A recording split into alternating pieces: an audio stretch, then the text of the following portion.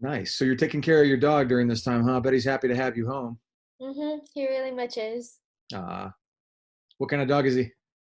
He's a Siberian Husky. Ooh, do you have a nice big yard? Yeah, somewhat for him to run around and stuff. These are the important things in life. Mhm. Hi, Destiny. Hi, Deanna. Hi, Dr. Hi. Preston. Hi, Bernadita. Hi, Emma. Hello. Emma, how did it go yesterday? It was rough. Yeah. How are you? Good. Trying to process it. Yeah, I understand. Um, and actually, I dropped something in the mail, but we can also powwow anytime I'm here. So let me know. 2 o'clock. For those of you in AP, I do have some information, so we'll be getting back on Zoom, and in a way, it's going to be simpler than it would have been otherwise. So that's the good news.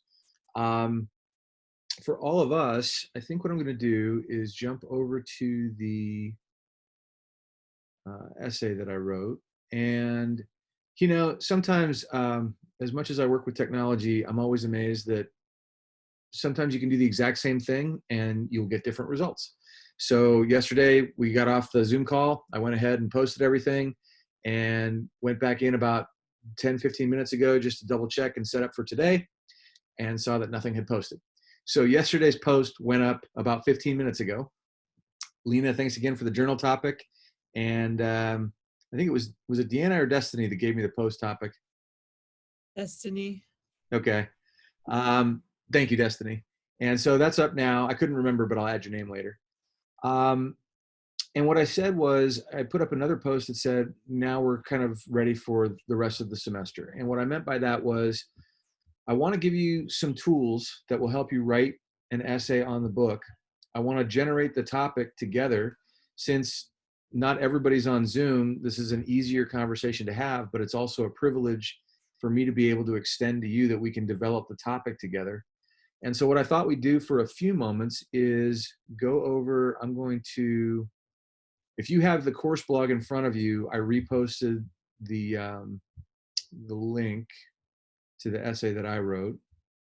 And I'm going to do the same thing, and I'm going to put it up on the screen here if I can do that. If I can find it. Here we go. So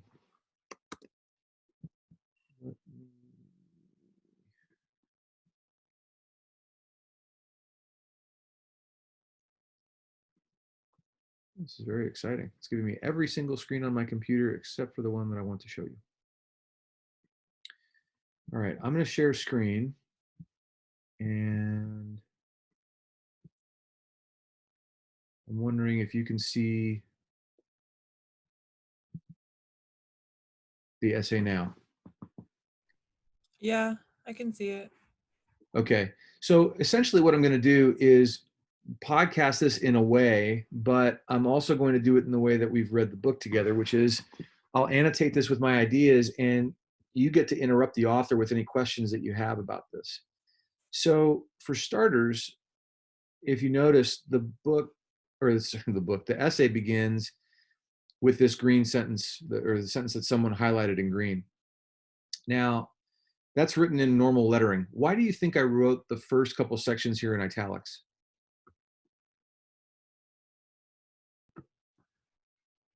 Is it like a background kind of, I guess? Like, I don't know what's those things called.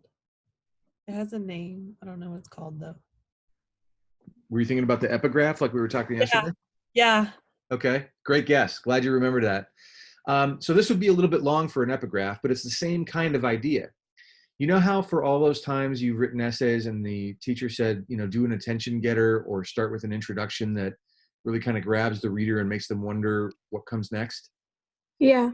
Well, that's kind of what I did here, except I just did it in italics as a style issue to really get people's attention. And I did it in a very conversational way, as though I was bringing you in to talk to you about something. So I'll read this. I teach high school English and I don't have a lot of time to write. Neither do my students, and last week they called me out. All right, Preston, we work in the fields and do 6 hours of homework a night, and play sports and have our data mined, and Trump wants to deport my abuela. You want us to write an essay? Why don't you write an essay? Fair is fair. By the way, those comments were actually made to me. I wrote this as strict reportage from my classroom. If you're a writing geek, you may know that Michel de Montaigne coined the term essay, later used by Francis Bacon, to describe his writing, because in French it means to try, attempt, examine. It's not easy to capture and organize our thoughts in a way others can understand. It's even harder when you're constantly being interrupted. I wrote this piece last week during the passing periods between classes, and Dr. Preston, can you please sign this for me? And Dr. Preston, can I please go to the bathroom? And during those precious few moments at the beginning of class, when I ask students to let their brains off leash and write in their journals. My thoughts tend to jump around, so there are more than a couple links and notes. Some of the notes also have notes. Now, one of the things I want to point out is that even up here, if you see, I'm going to go ahead and click on this, I went ahead and included links to all sorts of things in this. This is one of my favorite websites, by the way. This is the Online Etymology Dictionary. And it's useful. We don't ever had that opportunity. When you write your AP exam or when we write an essay on paper, we can't really do this. But I've always loved this about communicating online because it makes it so easy if someone's curious. Obviously, if they're not, or if they already know the term, they don't have to click on it and they can keep going. As you scroll down, you will get to what I hope are insights on Fahrenheit 451. First, you will suffer through my thinking about this topic in general. Oh, you know what? This is going to be fun.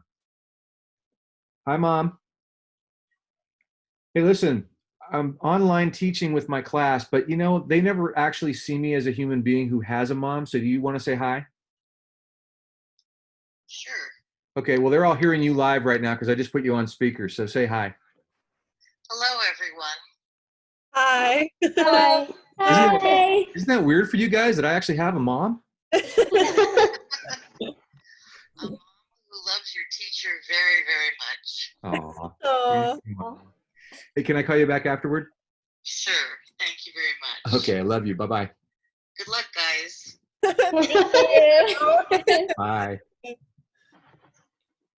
Well, that doesn't happen every day. All right, so where was I? As you scroll down, you will get to what I hope are insights on Fahrenheit 451. First, you will suffer through my thinking about this topic in general. On a serious note, no one should ever think of writing or reading as suffering. Now, I'm going to read this next sentence, so bear with me and don't get me in trouble. It's fucking magical. This ability we have to share our ideas and feelings through time and space. By the way, I've been having that argument with my mom since, true story, I was in the first grade. She never liked it when I cursed. And there's a comedian. Has anyone heard of George Carlin? No. Name ring a bell? Okay. If you do a search, he's done like more comedy HBO specials than anyone, and he's passed on now. But he said something that really made a difference to me. And he said, you know, there's no bad words, which kind of gets everybody's attention. He said there are bad ideas, bad intentions, and words. Now, you've heard me once in a while when we're reading something in class, you know, Gatsby, for example, had examples of language that we would never use in polite conversation.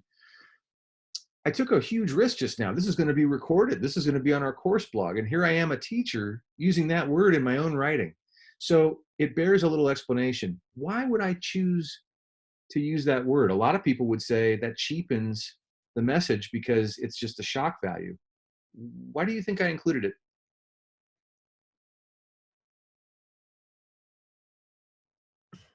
I don't know, but to me, it kind of made you feel more like, instead of like a teacher, just like, I don't know, like not like a person, like kind of like right now, how you got on the phone with your mom. It's like everyone has a mom, like, but we never like think about that. We're like, oh, it's just our teacher. Like, you know, I don't like this teacher because of this or something. And it kind of just relates to us on like on a student level. It's like, you know what, like we're here too. Like, I don't know how to explain it, but like, that's the feeling I got from that.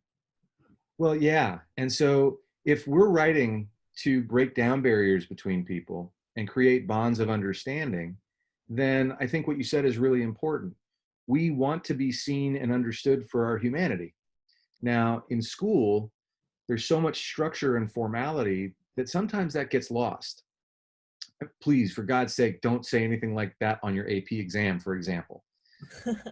But when you're writing to get people kind of in your corner and with you, if you're looking at a fireworks show and you go, ooh, ah, that's not very articulate. But isn't it connecting? Yeah.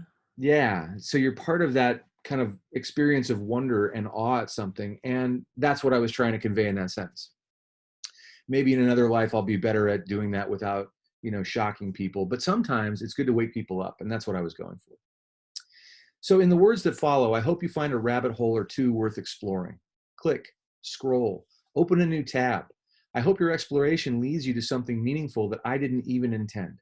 If that happens, please tell us about it in a comment that will make this a living document. An intellectual bouillabaisse, which I should have made a link to. Does anyone know what a bouillabaisse is? It's like a French stew soup kind of thing with all sorts of ingredients, and it's always different. But when you think about it, this document that's online, if you notice where my cursor is, there's, I guess, 26 people have, this is the medium equivalent of applause or liking something. You can see that someone highlighted a passage. I did not do that. You can comment to this.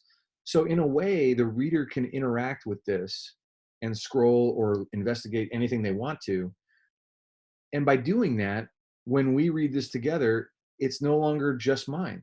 Now it's ours. In the same way that if you comment to a post on the course blog, well, now the document in total isn't just what I posted originally. And I'm starting to make more comments on your blog posts as well. I'll be doing that a lot this weekend, so buckle up. Now the thing looks like it's ours.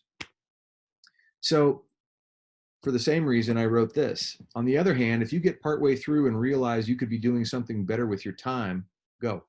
It's your life. If we're honest, no one should ever have to ask permission to go to the bathroom. Now you can tell I was writing in the classroom when I wrote that sentence.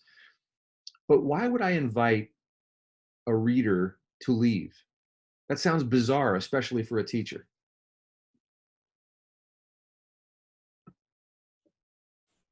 For me, like, if someone forces me to do something, usually I rebel against the other way because that's just my nature, I guess. So kind of leaving it open into like their own curiosity, like it's what leads them on is kind of, if they're willing to read it, like that's what they're gonna take more out of it than someone who's forced to read it, I guess. So you're spot on. I'm so glad that you got that from reading it because that's exactly what I intended. Now, we're talking on a level that's just strictly person to person right now, right? If you're invited to do something or asked with respect to do something and you get to choose, you're in charge, it's your thing, and you're probably going to do it more wholeheartedly and you're going to be better at it. But there's also something really interesting to me about school in particular. The more pressure it seems, and Ed, you correct me if I'm wrong. If I'm wrong, I really want to know. But it seems like the more demand pressure teachers create, especially during times like this, the less investment they get from students who they want to think with them. Is that true for you, or am I imagining things? I feel No, like it's true. yeah. Yeah, am I on the right track with that? Definitely, yeah. Now let's go English teacher for a moment. So all of the things we're thinking about really describe the author's attitude, my attitude towards the topic and to my audience. So what technique am I describing when I say that? What literary element is defined as the author's attitude toward the topic or the audience? Tone. Tone. That's right. So now, especially, this is important for both purposes. I'm thinking about the Fahrenheit 451 essay. I'm also thinking about for those of you who will write on the AP exam. If you are analyzing a rhetorical document, and that looks like the question that you'll be asked on the AP exam, I'm definitely going to ask you about tone in the book. That's all we're talking about. What evidence do you have that gives you some insight into the author's attitude? Now, all that being said, let's dive into the main text. We should read the same books more than once over time. As we change, the way we understand what we read also changes. Now, did you hear I just inserted the word also? It's Yeah. not on the screen, right? I inserted it like right here. Yeah. Do you know why I did that? Anybody want to guess?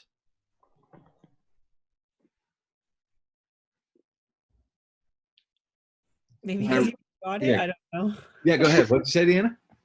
I don't know. Maybe because you meant to put it and you forgot it, like when you're writing it. I don't know. Well, you know what? I talk to you all the time about proofreading, right? Mhm. Well, I thought I proofread this pretty well, but it's different when you read it out loud.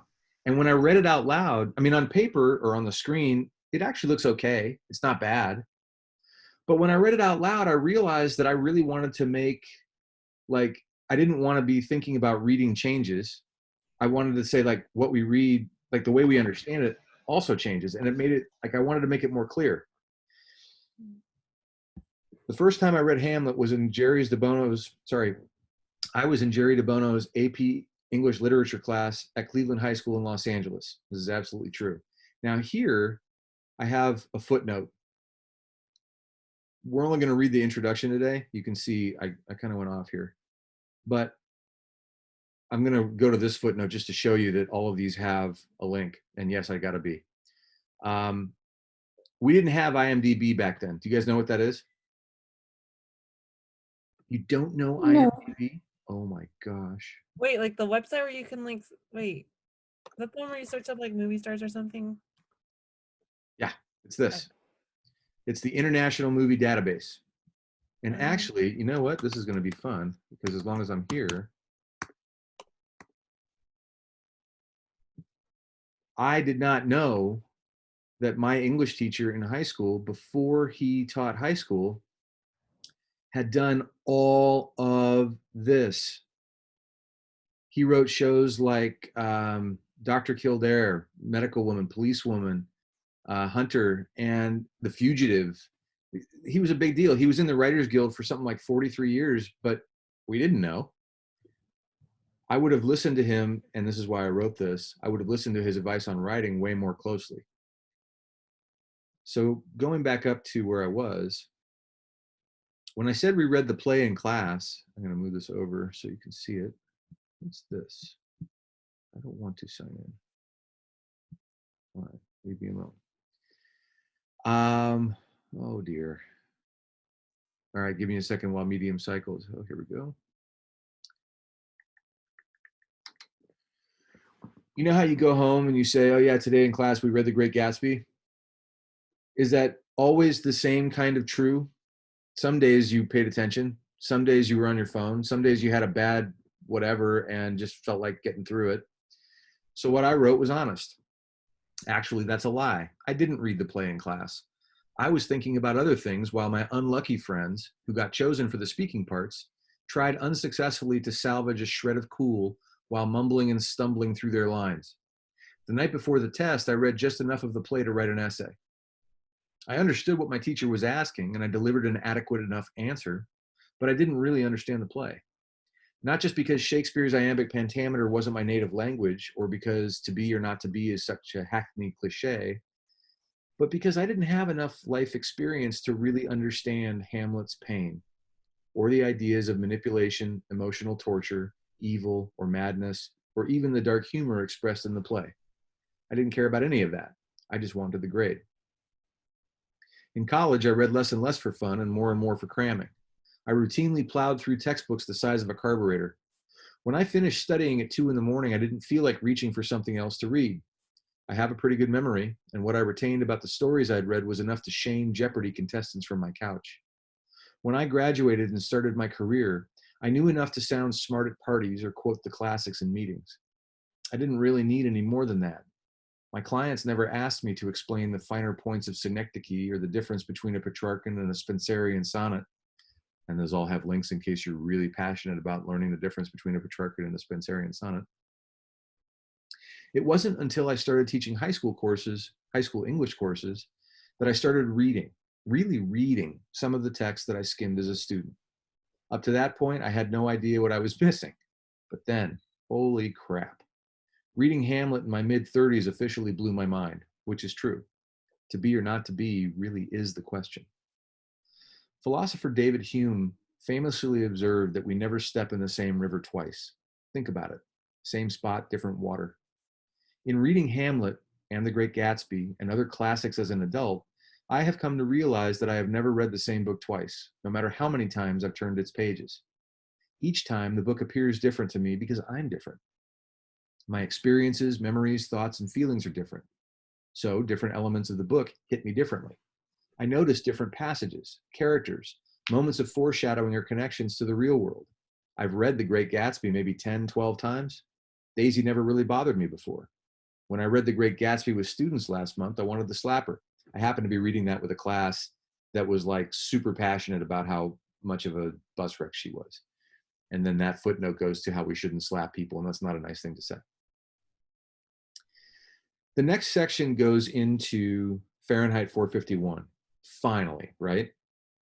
The first time I read Fahrenheit 451 was in 1981. Bob Marley was still alive. Muhammad Ali was still in the ring.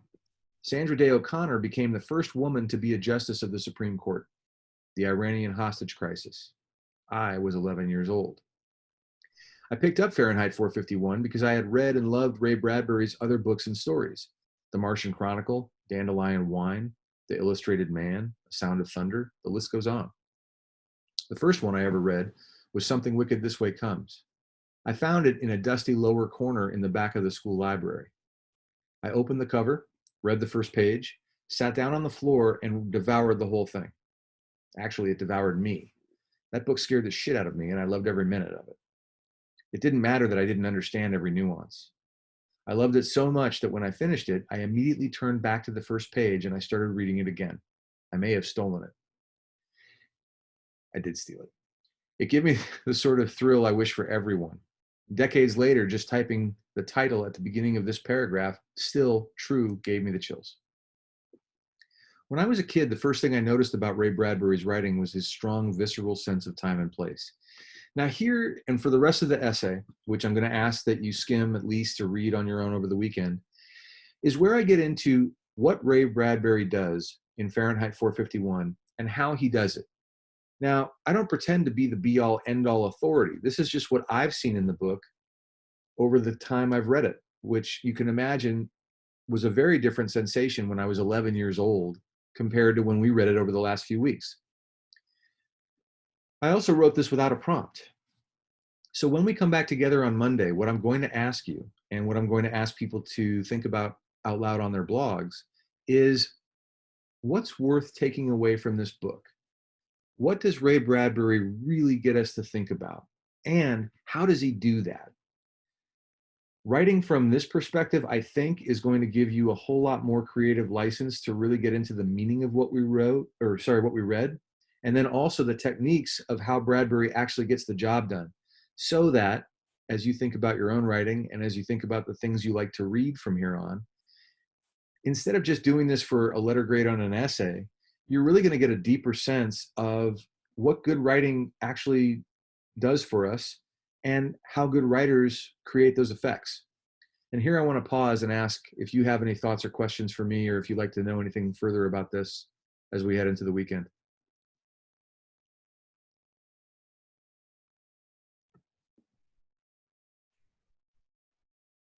I liked your essay though. I would like to say that. I thought it was interesting, like the way like you wrote it. It's not like a typical like structured essay. I Yeah. mean, it is, but like it isn't. Now, did you read the whole thing all the way through? I haven't read it all the way through, but I got a little farther than this, and I did like it. Okay.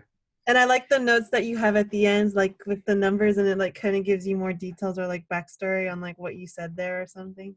Mm-hmm. I don't Now, know what they're called. sorry? I don't know what those are called, like when you have numbers and then like you go down to the book and it tells you like what that part means or something.